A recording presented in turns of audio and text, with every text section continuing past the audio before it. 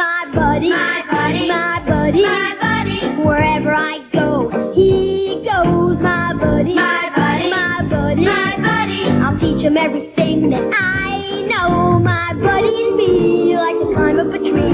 My buddy and me, we're the best friends could be. My buddy, my buddy, my buddy, my buddy, my buddy and me. My Buddy from Play School.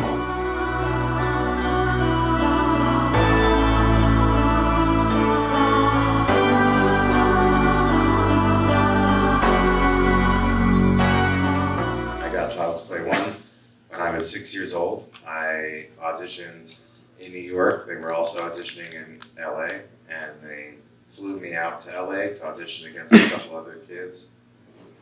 And I persuaded them to give me the role, I guess, one way or another.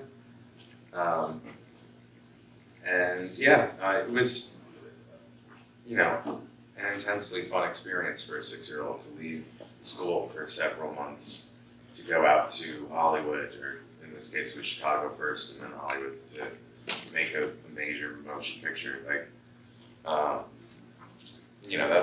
That's exciting for anyone of any age, but as a kid who was enamored with TV and movies, it was an incredible opportunity, and it was work, but it was fun. I was not afraid at all. It's the number one question in my life, so before any of you asked it. The fact that it was a horror film really had nothing to do with the experience, whether it was a horror or anything, or if I was pretending to really love a serial. It's just acting regardless. So I was a bright kid. I had the whole script memorized, all my lines, all everybody else's lines. So when they made revisions, it was devastating for me. But yeah, it was a great experience. And then part 2, off the heels of the success of the first film, it was only a year and a half later that we started making the second. And I was 8 years old, and I was top billing. I was in almost every scene. I was brought back to continue a successful film, and needless to say, that's a lot of pressure for an 8-year-old. But it was also too much fun to feel like it was more of a burden than I could bear at that age, because it was what I wanted to do. And I got to, we filmed the second one at Universal Studios on the set. I had great experiences of that, jumping on the tram whenever I wanted to, going through the tour of Universal. And I got to do it right at lunch, so I could skip the King Kong part, which was in the first half, which scared the hell out of me at 6 years old. So, but yeah, I got to walk through the set of Back to the Future and have lunch with Michael J. Fox in his trailer at 8 years old. It was an incredible experience. And then we were going to make Child's Play 3, and they decided that they wanted the character to have a love interest and be in military school. And I was only 10 at the time. So even though at one point I thought, is this really helping? Is this thing making much of a difference? At one point I thought I was going to be in part 3, and then they went a different route. So that was very disappointing to me at the time. But fast forward 27 years later than that, when they were ready to bring Andy back, Don Mancini, the creator and director, and I are dear friends. So when it worked for the story to bring Andy back, it was a phone call I was very, very excited to get. That was a long time coming, I guess, for me in the franchise. So I went out to Canada, to Winnipeg, to shoot one day, shoot Chucky in the face with a shotgun. I mean, it doesn't get much more fun than that. And then Cult, luckily, they continued the storyline and was able to do a little bit more with Andy in the next one. And I don't really act. I stopped auditioning in 1993. I do some independent things every now and then if it's not god-awful. And, sometimes people just offer roles to me, and I turn most of them down, but every now and then I do something like that. But I don't act very often. I went to school for audio. I own a recording studio. I work with artists and creative people all the time. But acting is not, I don't want to be famous as an actor. This is already way too famous for me to be comfortable with now. But yeah, so I don't really try to pursue that. So when I got the opportunity with Cult of Chucky, you know, I spent my childhood learning how to be an actor, and I think we all really act in our lives all the time. You know, when the cashier at the supermarket is like, "I hope you have a nice day," you're like, "Oh, you too." You don't really want to be that nice. You just you play that character in that moment, the polite shopper. You know, we all play characters all the time. So acting to me comes rather naturally, I guess, to a point. So I wasn't like terrified about having an experience like that making this movie. I did feel like I could do it, but at the same time, it was a lot of responsibility again because they're bringing back a character that the people from this franchise really love and means a lot to them. That character, and I could see why. Andy was a really big part of the story in the beginning, so I did feel much more so than when I was a kid. I felt responsibility to like not ruin their film with terrible acting. You know, and it worked out. It worked out pretty well. And hopefully, there's going to be a TV series coming up on Sci-Fi and USA. Is the new information on that. COVID obviously set things back, but hopefully next year that happens. And I don't know if I'm in it yet, but I hope so. We'll see. Maybe. Yeah, going back and He'll watching be in it. He'll definitely be in it. Going back and watching it, I'm kind of blown away by like a lot of times it's lesser returns the further you get away from the original. Sure. And a lot of times the second one is just like half, but like 2 is really, really good. Yeah. It's I agree. one of the better sequels in my opinion. I think partly they did kind of put more of the weight on your shoulders, so Yeah. you were able to kind of identify with Andy a little bit more. I think us and Terminator were the only ones to Yeah, make the that's second the one as good only as the two. first. Yeah. But also in that ending sequence, in that fun house Sure. factory, it stands up. It's Yeah. so fun to watch. Yeah. I just love it. There's Oh, thanks. a death balance. Child's Play 2 does get a lot of love from the fans, which is cool. We certainly appreciate that. It was a lot of fun making it. It was a great experience because Christine, Elise, and I were close at the time. Now we're like brother and sister in real life. But and that was when I really got to work with Dawn for the first time. So yeah, Child's Play 2 was a great time. One of the things I kind of wanted your opinion on is there's so many prequels, sequels, new imaginings, remakes, reboots out there. Sure. Obviously, Child's Play got that one not so long ago. It did. Didn't really pan out the way everybody wanted to, and one of the things I really Depends who you ask, I guess. But one of the things I really noticed on the first 2, the effects are so good. Yeah. For that long ago because they're practical. yeah, and because we had a genius, and Kevin Yeager is about the best in the world at that. But what was your question? Well, dude, you've been in both worlds with the same franchise, and that's kind of a rare thing. The first 2 movies were very practical effects, and then Cult and Curse are very of this age, not that they're practical. It's not really true though. Really. In Cursive Chucky, there's 4 seconds of CGI in the whole film. Didn't know that. In Cult, I don't think there's any. Of the doll, at least. The only difference is in the late 80s, it took 7 guys to operate Chucky. Now it takes 3 or 4, I guess maybe 3. They can green screen out holes and stuff that come out of him that they weren't able to do before.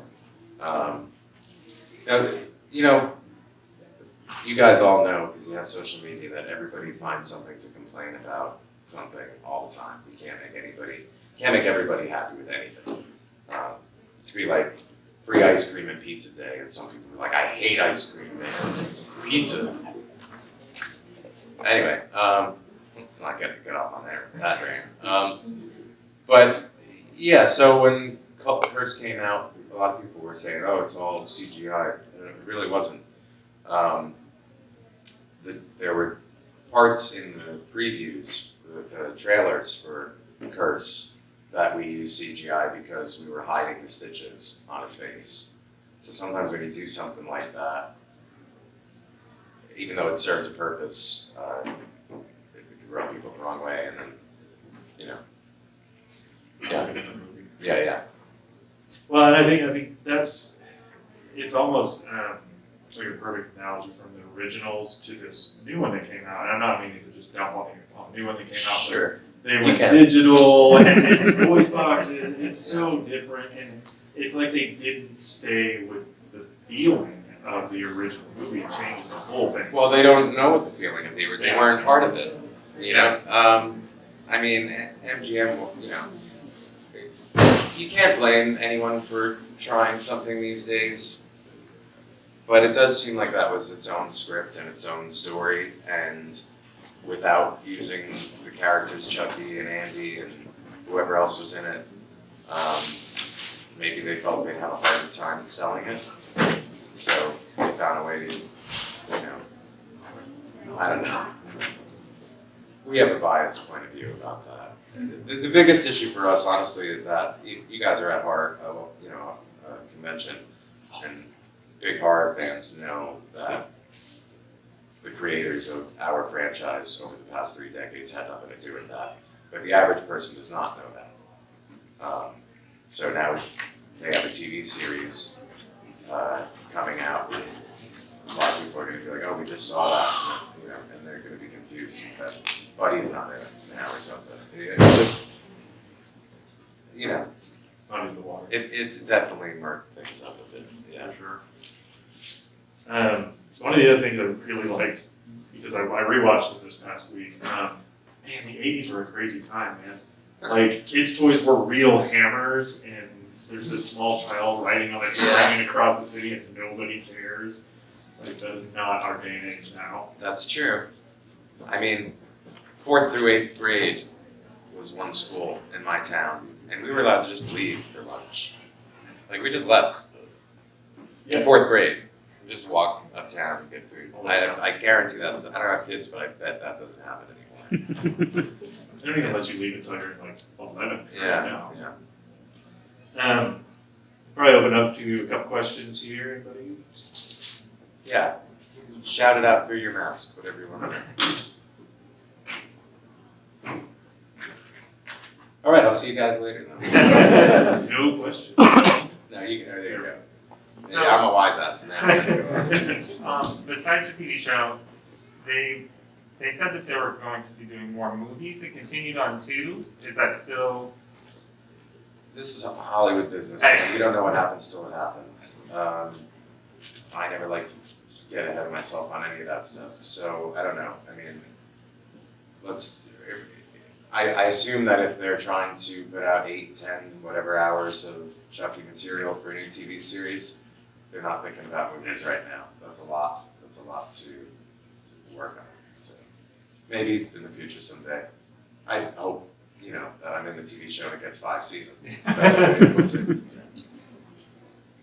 Yes. Hi, I don't know if you have kids, but if you do or if you want kids, how would you introduce them to, like, I'd tie them up in front of the TV screen, obviously.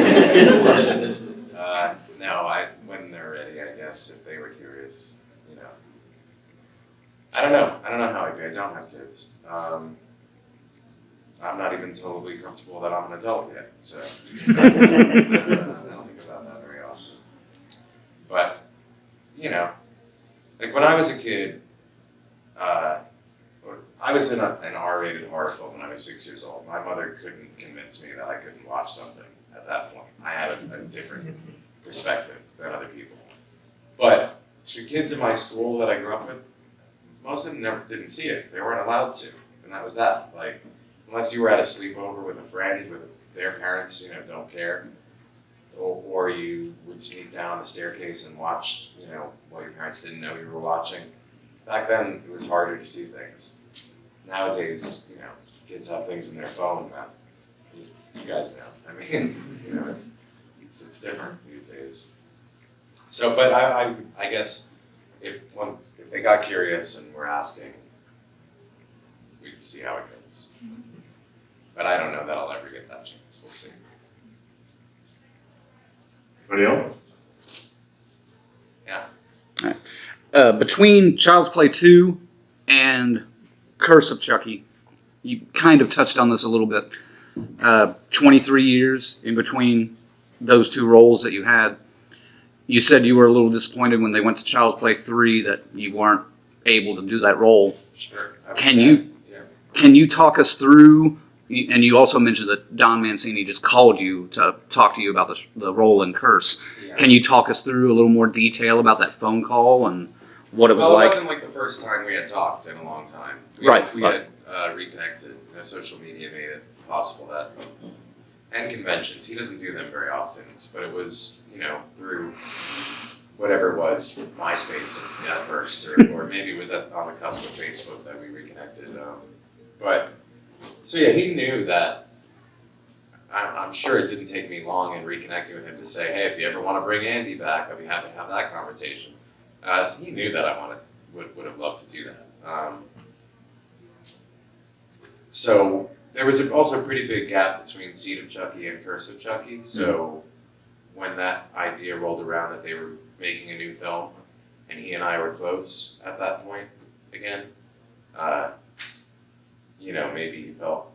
I think that the biggest reason for him was that he thought it would be fun for the story to bring Andy back. And I mean, I gotta say, the fans were incredibly receptive of it. That end credit scene, which I had to keep a secret for a year. Mm-hmm. And I was asked every day, "Are you in Cult?" No. And sometimes I would be coy about it, but then I just started saying, "No, I'm not." And then someone leaked it 2 weeks before it came out. Of course they did. Yeah, but I figured let them call me a liar after the fact. It would be better. But yeah, I mean, I was in high school when the other ones came out, I guess, Bride of Chucky and then Seed of Chucky after that. And yeah, I felt a little bit like this was something I was such a big part of, and now I have nothing to do with it, and that sucks. Like, I would love to. But at the same time, it was at a time also in my life where I was happy to put acting stuff behind me. Like, I didn't look like Auntie, so nobody would recognize me or anything. And if it wasn't for like my father telling the waiter, "Hey, did you ever see Child's Play?" I wouldn't have to talk about it. So, yeah, I mean, that got a little tiring after time. And then I started doing conventions, and the difference here is I know I'm going to do that. Like, I'm going here to talk about Child's Play, Right. which is totally fine. I don't mind that in the slightest. It's when you're, drunk at a bar or something, and someone wants a picture, because like that stuff, wasn't as fun. But luckily, I don't get recognized like that too often, which is good. Well, damn, I was going to ask you if you wanted to go have a drink after this, but screw you They then. don't have any alcohol in this whole place, it seems. There's some upstairs. I don't drink beer. Yeah, that's not I real sound like a snob now. I just don't. Yeah, here. Anybody else? Yeah. Oh, what was your favorite song in Made in Japan? I like that movie. Big in Japan, that's what it was. I'm lost by that question. Yeah? What? What movie? What was the name of that movie? I'm not in it, so why ask me? I thought you were. I thought you were. No. No? Fuck, sorry. So you left. He's out. Too embarrassed. I'm gonna ask my own question. I'm gonna get out of here. Derail and leave. We will shame you out of the room. He's like, I'm in the wrong room. Part of what I think makes it so like stands the test of time as far as those movies. It's such a primal thing, because if you really look at it, like one of the big taboos in horror movies, for the most part, is kids. Like, nobody messes with kids. And this Sure. is literally 2 movies of not only somebody trying to kill a kid, Yeah. but it's 2 movies of literally everyone in his life saying you're a liar. Yeah, I think that's true. And I also think that it touched on the inherent fear that people have of the inanimate coming to life and attacking them. The dolls have been creepy long before Chucky. Chucky didn't make them creepy. He just expanded on that. That was something people thought anyway. But when I hear people say I'm terrified of dolls, I like to take some credit for it. You're welcome. That's kind of what my question's about. Yeah. So before you did the Child's Play film, did you have My Buddy or a We did, yeah. Yeah, had My Buddy. We had Cabbage Patch dolls. Ironically, after Child's Play. Who's in the movie? My mother got.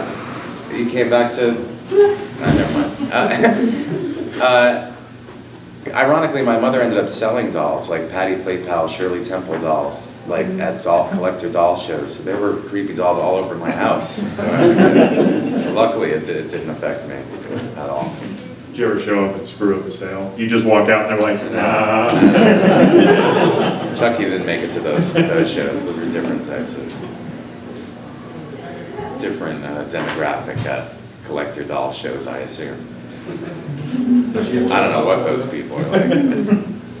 Does she have Chucky dolls all over the house now? No, the only Chucky doll in my life is that one. You take it everywhere, right? All the time, yeah. Sleep with them. Anybody else? We have a friend, he travels all over the country, and everywhere he goes, he takes his doll. I don't really, that was a joke, just to clarify, someone's got a camera going, I don't want to. Have you run into people who do that also? Sure, oh yeah, I mean, you know, people dress up at these things a lot too, so bringing the doll is sometimes part of that, or they just like carrying, or they're bringing it for me to sign, that happens too, but yeah, not like randomly, like I don't like just see someone at McDonald's with a Chucky doll and they're walking around, that would be kind of weird. I think then I would feel compelled to be like, hey, have you ever seen Child's Play? My dad all of a sudden. Yeah. I know a lot of times whenever you're working with a inanimate object, somebody else besides the later voice actors doing the voice. Was Brad Dourif the one, was he on set doing the voice with you? He was not on set, but his voice was. Okay. In all the Chucky movies, Brad does his stuff first. Okay. So, although one might be inclined to think that, you know, he dubs in his stuff after the fact, but the puppeteers actually move everything around the playback of his voice. And yeah, as an actor, I mean, you should be able to act to anything, but it's so much easier hearing Brad's voice instead of some like script supervisor, like, Andy, I'm going to kill you. Andy, I'm going to kill you. Well, that's how it is. At me, it helps a lot. Yeah, for sure. Yeah. I have another one. What is your favorite Chucky movie that you were not in? I don't think I've seen it. No, I'm just Bride of Chucky. Yeah. Out of those three, that's definitely not mine. Yes. You got any cool Jennifer Tilly stories?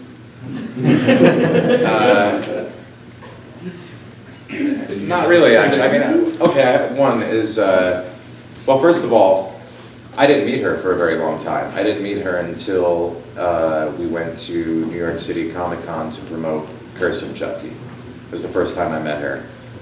So of course I wanted to meet her for a long time. She was like, became one of the faces of the franchise. And, you know, I love Family Guy and, you know, why would I not want to meet Jennifer Tilly? I want to meet Jennifer Tilly.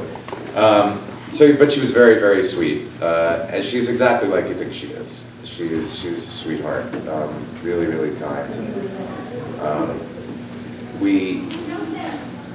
In Cult of Chucky, there was a point where someone from production asked Don for a synopsis that they were going to release, and you know, sometimes they ask for something like that, like, can you give it to us in an hour? And you got to just write something up. And the way he phrased it in that was sort of like, Andy is going to try to save Nika, but he has to get through Tiffany first. Not that, it was written better, but something like that. And because I knew the script very well, I said, you know, Don, like, I don't really have, people are going to expect that I have an interaction with her then. And he's like, oh shit, you're right. So then he came up with the idea of the phone call between the two of us. And when she was in that car running her lines, I don't know if she asked or someone asked if I would lay in the back seat of the car and run my side of the conversation with her. So I did that, and that was fun. And yeah, and she's adorable. I don't know. It's weird to say that, but she is. You know, her whole persona is just really cute. So. the banter of doing those lines back and forth with each other while I was crouching back in the car was fun. Just don't play poker with her. I'd love to, honestly. I'm Really? good myself. I know she'd kick my ass, but I'd still do it. It would be fun. Not with my money. Oh, okay, yeah. Any other questions? Do you think it was an accident that Toy Story named the child Andy? I don't know. I don't know. If somebody there told you it was just a coincidence, would you believe them? Because I would not. I don't know. Yeah, I don't know. You never know. Could have been like they did that. Everything was in motion, and then someone was like, "You do realize?" And they're like, "Oh no, I can't." Yeah. So who knows? I don't know. Okay, there's no more questions? Well, I got questions all day. We already talked a little bit about the 23-year gap between Part 2 and Curse, but were there any character traits that you remember, like watching the original 2 when you came back for Curse and Cult, that you wanted to bring back to that role? That's a very good question. And yes.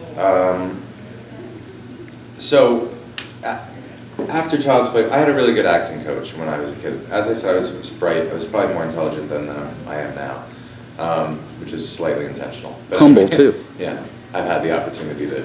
Anyway, I had a really good acting coach that helped, but I also understood that Andy had gone through a serious trauma. Not just the trauma of seeing this doll kill people in front of him, which would mess anyone up, and the fear that this doll is going to take over your soul and, encompass your being and you no longer exist. That's pretty heavy for a 6-year-old kid, right. Being Andy, not me. But more than that, he was taken away from his mother, who meant everything to him after his father had already died. And now he had to go live in a foster home. And when you know it, the doll comes back and kills whoever he was trying to get close to again. So I intentionally in Child's Play 2 kind of flattened out. Like Andy in the beginning was a rather cheery kid who had something horrible happen. By Part 2, Andy was a little empty inside. Yeah. So expand that 23, 25 years when you're trying to have relationships with people and you can't trust anything or anyone at all. And you had been, as he says in Cult, 37 people this doll's killed that he knows about. Nobody still believes him to this day. And I'm a big fan of Dexter. I read all the books and I love the show, and Michael C. Hall is just one of my favorite actors. And that concept from Dexter of, I may be a human being, but I'm not on the inside. I'm just, everything is all for show. I don't remember the exact quote, but I fake every human emotion, and I fake it quite well. I kind of felt that's where Andy would be at that point. By the inability to trust people, by the trauma of being born in blood in his own sense of the word. So my idea in doing Curse and Cult was to expand on that a little bit, on where Andy would be. But then I got criticized for being very monotone, so I guess people didn't get that connection, but hey, can't please everyone, right? Right. Some people hate ice cream. Yeah. And pizza. Some people don't like pizza. I guess we'll probably wrap up here. I guess my last question to you would be, is there a world where Child's Play wanted to, and obviously the rest of them, is a dark prequel to Seventh Heaven? Where she's been in a mental institution this whole time. I don't think there's any connection there at all. all. Into spirituality. I think you're stretching a bit there. All right, guys. All right, so I will be at my table for another 2 hours today. So if you had a question and you don't like asking it in front of a room full of people, you could ask me there. Or if you want to get a photo with that dude or an autograph, I'll be there. Thank you guys for coming.